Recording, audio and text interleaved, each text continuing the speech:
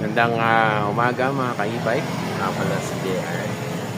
So, meron ibang katanungan kung ah, tutugma ba o kasya ba o pwede bang gamitin ang brake shoe ng Honda Click sa e-bike. So, ngayon meron tayong 4 wheels na e-bike, parang Golf Series. So, palit tayo ng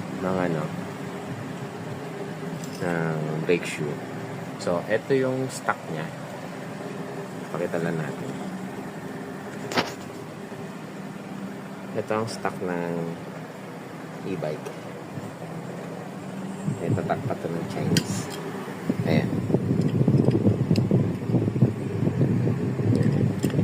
So, papalitan natin dahil doon ng... Actually, maganda pa to.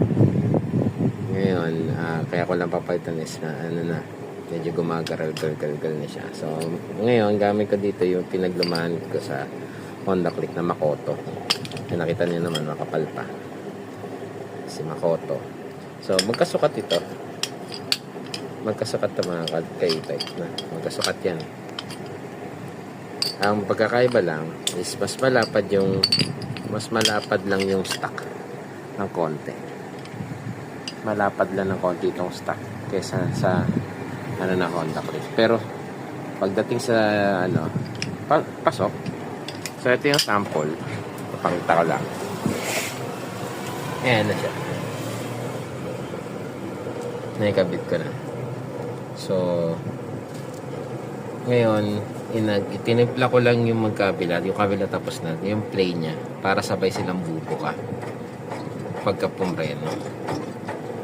So, sa mga bagong sa stock pa lang, kailangan yung timplahin ito, itong maggagalaw sa kanya, nagbubukas sa kanya.